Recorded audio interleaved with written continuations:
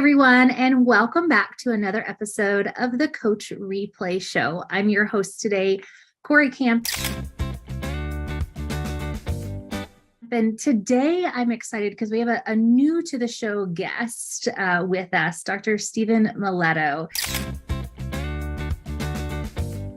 And he's an educator kind of after some of the same things that I'm after in my role. And he's also from the South, just like I am. So he's from Georgia, been an educator for 36 some odd years, with a focus of helping kids achieve their dreams. And we definitely connected on the element of just really helping students reach their full potential and passion. And he's served public school families as a history teacher, assistant principal, high school principal.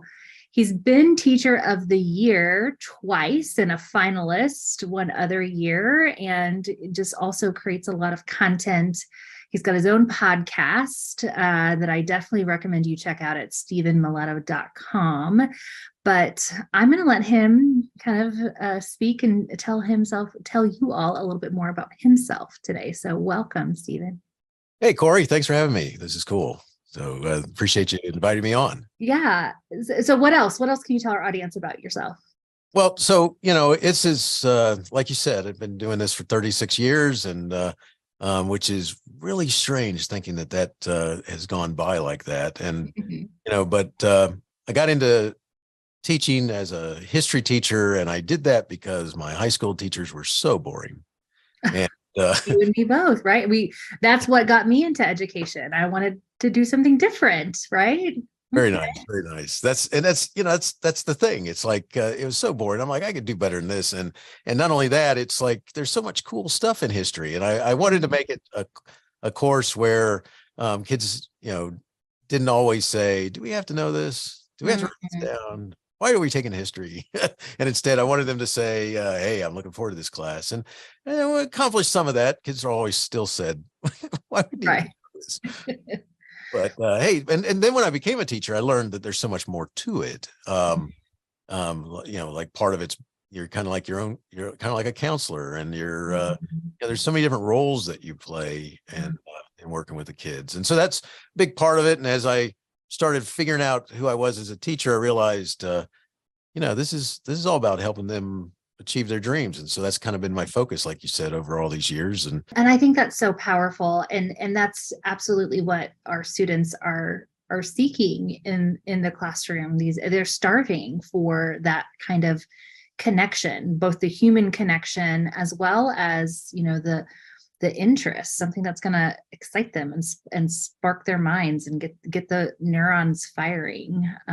They're thirsty for that in schools, and not just our students, though, our teachers as well. As I've like you moved into leadership and facilitating professional learning, I'm finding it important to make sure that the teachers that I'm working with know a little bit about me, and that I am, reaching out to fill their cup, not just as a educator in the profession, but also helping them bring their own interests and passions into their work so that they can better connect with their students as well. And leadership is a very it's not just running an organization, and it really is human-centered, all of it, all this work we do in education, which is why it's so important. Oh, it so much is. I mean, it's, one of the things that you can't be just about, making sure the buses run on time and stuff like this, or making sure that everyone, the cafeteria is doing its thing. There's more to it than that. And all of it is people-centered, like you said. And I think that's a big reason why, as we had this change in our society, things happen and people started quitting and figuring out that, I don't know, thinking that they could do something on YouTube or something. Yeah. And the nice thing is some of them are coming back and realizing that it's right. It's not my thing. And all the power to those who can make it there, but it's, teaching's tough. And there's things that I think leaders have to recognize, because being an administrator is tough too. And if you're in some of those states where they're automatically kind of pitted against one another, and that's even tougher. Yeah. Well, and that leads us right into what you and I talked about discussing today. And we talked a lot off air as we got to know each other a little bit before the show about some things. And I think we're going to bring some of those other pieces. But the big thing that I think you and I decided to discuss today is how we support our teachers and how we keep teachers in classrooms, and not just any classroom, but ideally in the classrooms in our schools. How to minimize the number of teachers that are leaving our school systems, and either going to other school systems or just leaving the profession altogether. How do we retain our teachers? And I know right now you are executive director for a regional education service center. They call them RESAs. They're in Georgia, and Texas we call them ESCs, and they've got a number of names in different states. But I want to take you back to when you were a principal or an assistant principal. If you could do it all over again, Steve, what would you do differently? What are some lessons you've learned? I think, well, first of all, just a note, one of the lessons I learned about working with parents is kind of similar. I have to say this because it was a lesson that I learned because in the beginning, I was, when I became an assistant principal, I was in the same school where I'd been a teacher, and I'd been there, and then I got recruited to go to another school in another school system. And that principal wanted me to become tough guy disciplinarian because they needed to get some discipline under control. And so I can play that part too. And, but in this school where I was a teacher, I kind of wondered if they gave me a pass sometimes where people didn't argue with me or whatever, because I'm the goofy yearbook sponsor then and all that sort of stuff. And or the history teacher. And they saw me that way. Now, don't get me wrong. I had some of my own little things there, but when I went to that next school, I became, the best way of saying this, there's 2 new assistant principals hired to get discipline under control. We decided he would be good cop, I would be bad cop. All right. Mm-hmm. And so I had a little stick and a routine, and didn't involve a lot of smiling. I'm bad cop, right? And it's like, well, what's interesting is that when I became a principal, I realized that fighting fire with fire is not actually going to do you much good. And actually what I discovered was that when someone comes in angry, it helps if you can figure out how to tone that down a little bit and get them to kind of talk with you because you're not yelling at them, and kind of remind them of that. And so I think one of the biggest lessons that I learned, it took place over a couple of years, whereas I would love to go back in time and implant that information in my brain at the beginning of becoming an assistant principal, because that would have saved me some anguish. Right. But isn't that, I mean, I feel like that's the experience of a lot of leaders, their first few years out of the classroom is, regardless of what that role is, there is this idea of what that should be, or somebody else has said, this is what I want that role to look like. So don't fight fire with fire. And I think that's really important with parents, but we also have a lot of teachers too, who are fed up with the conditions of their work, or what's being expected of them. And they're trying to maintain some level of sanity so that they can be there for their students. And how do we respond in those moments? How do we support them in those moments? Well, I think one of the things that especially the leader has to understand is that, the culture, the climate of the building is so important. Mm-hmm. And because you have a lot to do with that. And if you stumble through that, what's going to happen is that you really could end up causing people to go, I don't want to work here. Mm-hmm. And it doesn't mean that people don't make mistakes. It doesn't mean that you can't make mistakes. It doesn't mean that, you're all best buddies or something like this. That's not the point. The point is that it has to do with, creating an environment where they're able to work with the kids. They're able to be creative. They know that you're going to help them find resources and things like this, and that you get your hands dirty there too, that you work with them. And I think that's important because teaching has always been tough. Now, coming out of the pandemic, there's a whole new thing where, teachers could turn off their teacher while they were looking at, or just not sit there, or they could actually not even show up once it was time to come back to the building. And with all those things combined, as they're, as school's going on, that makes teaching tough. But I think you have to have a certain mindset. And part of that is, I'm a big believer in, teachers got to have work friends. All right. And it's funny, but that's one of those lessons I've learned, as with work friends, everything becomes good, because you always, somewhere in there, you better have somebody around you that, they don't have to, everything's not sunshine, but at the same time, they could be somebody who sees things as a possibility, not as a challenge or a negative or something like this. And that helps you overcome some of those negative feelings that you might have because, the kids turned me off, or or whatever. And whereas the work friends say, hey, what, let's get together. Let's do this, interdisciplinary activity together, or let's figure out how to plan this together. And they reignite your fire about why you became a teacher in the first place. And I think work friends are important. I can point to any number of situations where that's helped me in all my different positions in education. So yeah, that Brene Brown, I follow her work a lot, talks a lot about that sense of belonging, and it also feeds into psychological safety when we think about, are we just kind of moving with the status quo, or are we feeling anxious about the changes that are coming our way, or are we primed for learning and growing into that change? And all of that sense of belonging really does feed into that. So what are some ways that leaders, not just building leaders, but maybe instructional coaches, can support collegial friendships? What are some things that we might do? I think one of them is when you bring people together to talk about the challenges. So if we're looking at data, we're looking at the things. I mean, there's one way you can deliver the data, which is just blah, blah, blah, blah, blah, blah, blah, blah, blah, blah.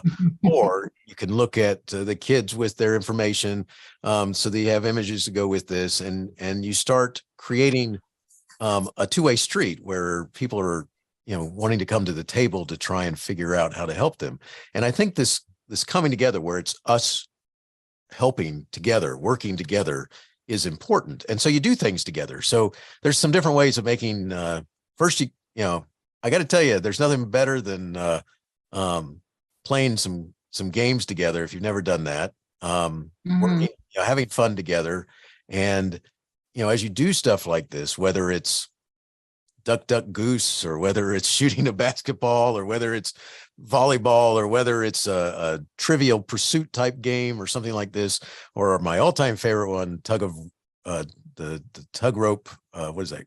Tug of war. Tug of war, there we go. And I was always, you got to make sure that not all the weightlifting coaches end up on the same team. Right.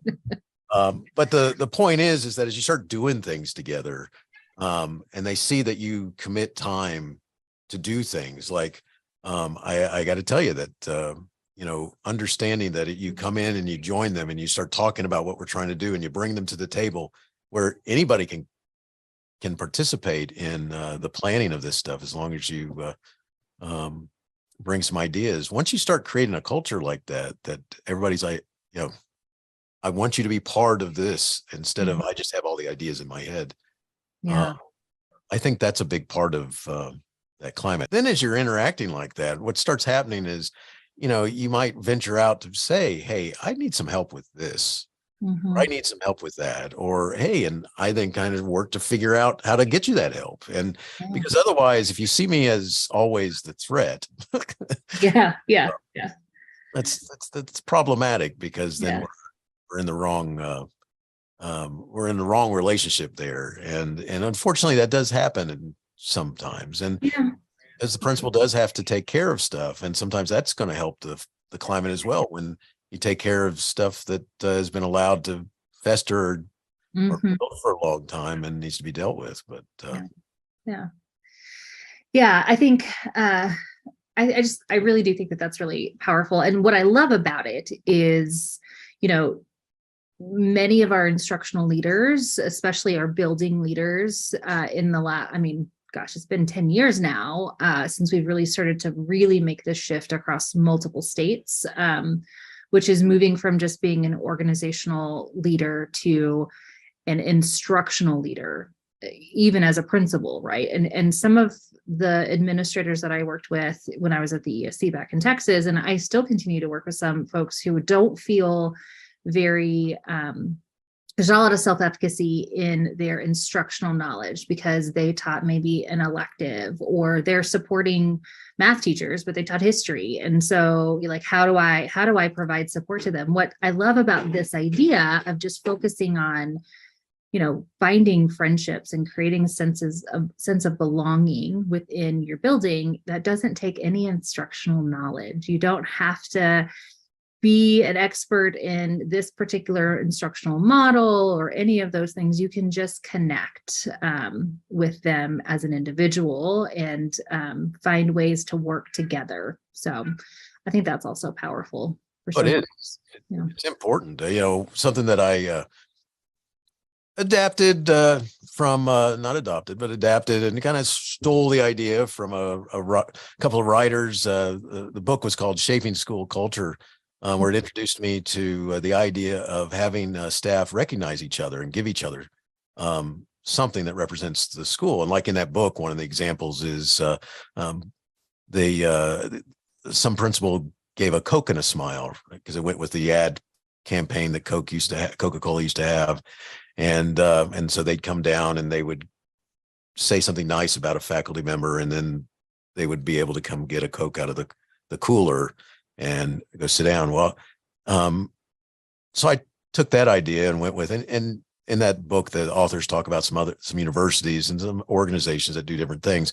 And so I think the idea of where you have the staff being able to say something nice to each other, I've learned that can help you break some of the problems with lots of the staff don't even know each other, because my high schools that I was principal of were just under 2,000 or at 2,000 kids. And as a result of that, some people could be in one part of the building and never interact with some people on the other side. So you had to find ways to do that. And, doing things like finding ways to recognize and say something nice. So the idea that at a faculty meeting, you say, okay, who wants to say something nice about somebody, and you have something that they give the other person that the administration provides.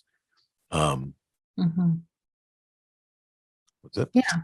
Anyway, so yeah, I think it really, it's really about the culture. And if we've got a culture where I feel like there's a sense of belonging, where there's praise happening, where we're being a witness to the good, whether that's instructional or just, hey, I noticed, the way you interacted with that student in the classroom or in the hallway, or that you're always willing to, help out a cause.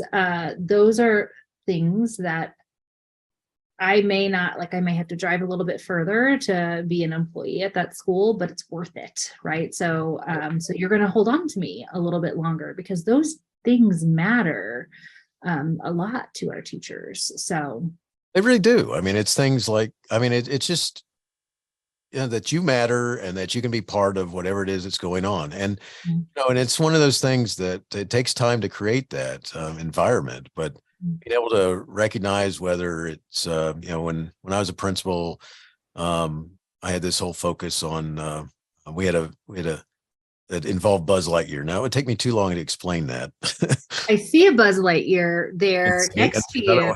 There's another one right there. And if I turn the camera, you'd see all kinds of. I sense there's a theme with Buzz in your life there, but yeah. Yes. And so the herd's been thinned over the years, but lots of them given to me by students, parents, and teachers and such. But it was the idea came from one. I showed this scene all the time, and it became part of our vision of the school. And so as a result, one of the things that we did was remember I told you about that recognition. They could give each other, at the time, the Disney company, they had the Disney stores out, and you could buy these little stuffed buzzes, little beanbaggy type buzzes. And I'd buy bunches of those so they could give each other for being like Buzz and recognize them. And it's cool because I've run into staff who still have their Buzz Lightyear that they were given to somebody. Little birds. We were cardinals at one place, and was able to find cardinals, and By the way, I don't know if this needs to be edited out or not, but I've found a new way of giving each other the bird, which was very nice. Right, a good way to give you the bird. Exactly. Very much so. I And like that. but you can make little wooden coins, you can do Mhm. all kinds of little stuff, and Well, metal. in the digital age, I mean, you could do badges. I mean, you could just earn a badge that goes on my email signature, or put on my social media, or just have it. Yeah, yeah. It's all part of making, helping people see what we're here together to figure out how to help the kids. And if we're not here together to do that, then why are we Yeah. here? And that's where the word friends come in place. That's where doing stuff, because don't get me wrong. I mean, there's, part of this is we're going to be talking accountability. How can we, get to the bar where they can go whatever they've got to achieve? And that's tough. Mhm. It's hard. But at the same time, if I do it with a smile on my face because I had fun, or I have these work friends that I Yeah. enjoy working with, no matter how hard it is, it's a Yeah. much better place to be. And I'm going to stay and work at that place, or I'm going to go find a place like that if I can't do it there. Yeah, I love it. I love it. Well, I think this is can help somebody. I think there are administrators who, especially if they're just starting out, it's probably been a pretty rough few years for all of us. But I know, as I think about my instructional leaders, and as they're trying to either rebuild a culture that possibly fell apart a little bit in the past few years, maybe because of the stress that was put on their teachers, or maybe they're working with a whole new group of teachers. There's a lot of new faces, and they're thinking about how can I keep some of these faces around this year. It's never too late to start trying some of these strategies that you've talked about, again, because they're important. And sometimes we let the high stakes, the sense of urgency around achievement in academics, overshadow the importance of the humans, the people in our building, and what just that connection can do for helping us achieve those goals. So So it's a right. good reminder. Well, thank you so much for joining us on the Coach Replay show today. Again, folks, if you want to connect with Dr. Miletto, you can download the notes and takeaways. You'll find all his information, how to find him on social media, his website, his podcast, which is a great one. He's got a wide variety of guests, a lot of authors who come onto his podcast to talk about, just different things in the scope of helping our students achieve their dreams. So be sure to check him out, download those notes and takeaways. Be sure to like, follow, and subscribe to our show. And we'll see you all next week for another episode of Coach Replay Show. Thanks so much. Bye, everyone.